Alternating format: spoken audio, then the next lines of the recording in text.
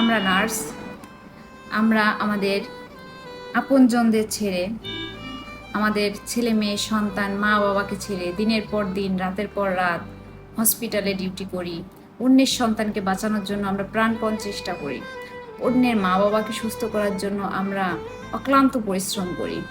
দিন শেষে তাদের আমরা সুস্থ করে বাড়িতেও পাঠাই, কিন্তু পরিশেষে দেখা যায় কি ওই পেশেন্টের লোকগুলাই আমাদের সম্পর্কে অনেকগুলো কথা বলে। এই নার্স ভালো না, এর ব্যবহার ভালো না, এই নার্স এটা করলো।